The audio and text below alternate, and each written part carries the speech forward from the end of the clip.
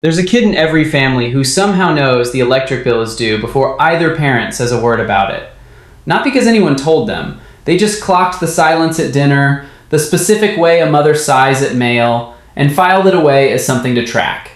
By 9, this kid is translating a father's mood into a weather report for younger siblings. Dad's tired today, don't ask him for anything. By 11, they're the one who remembers to thaw the chicken, who signs their own permission slips because asking means adding one more thing to someone else's plate. Relatives call them such a little grown-up. Nobody asks who's taking care of the grown-up.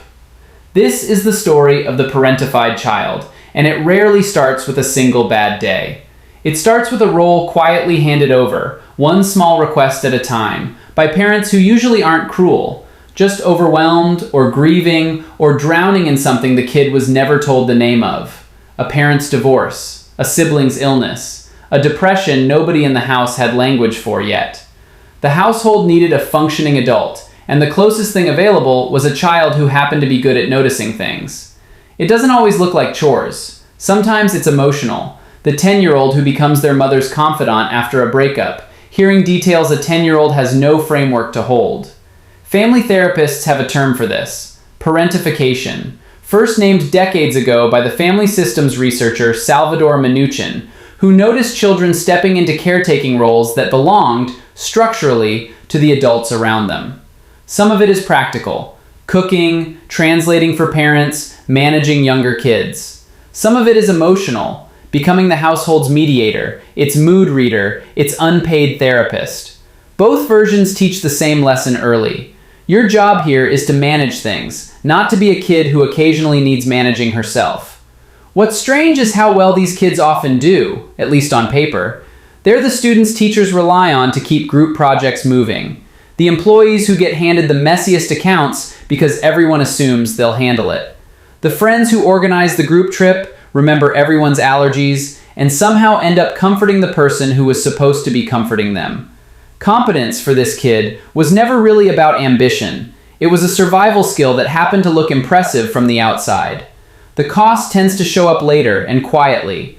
Adults who grew up parentified often struggle with something that sounds almost backwards. They're exhausted by being needed, but they have no idea what to do when nobody needs them. Stillness feels unearned. A weekend with nothing to fix can feel more unsettling than a crisis, because a crisis at least comes with a job description. Ask them what they want, not what needs doing, and you'll often get the same blank look. Not resistance, just an honest gap. Nobody ever asked them that question when it might have mattered. There's a physiological layer here too, and it's not just metaphor. Chronic childhood stress, the kind that comes from carrying responsibilities beyond your developmental stage, has been linked in research to a nervous system that stays tuned to vigilance long after the original threat is gone. The body doesn't file "the crisis is over" the way the calendar does. It keeps scanning rooms for who needs help, because for a long stretch of childhood, that scanning was the actual job. And this is where it gets complicated for a lot of parentified kids, because the story isn't simply, "my parents failed me." Many of them loved being needed. It felt like belonging, like proof they mattered. That's part of what makes it so hard to untangle as an adult. The identity built on being useful was never entirely a wound. It was also, genuinely, a role they were proud of, which makes letting go of it feel less like healing and more like losing something. None of this means the pattern is permanent. Therapists who work with parentified adults talk less about erasing the caretaking instinct and more about relocating it, learning that the impulse to notice, to manage, to hold things together can exist without being the entry fee for being loved. That takes practice most people don't expect. Sitting with a need and voicing it before it becomes a crisis. Letting someone else remember the details for once. Tolerating the discomfort of being cared for without immediately trying to earn it back.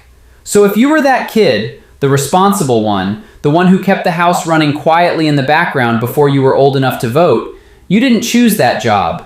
It was handed to you, and you were good at it because you had to be. That doesn't mean you owe it to anyone forever. Somewhere along the way, you're allowed to put the clipboard down and just be the person the room takes care of, for once.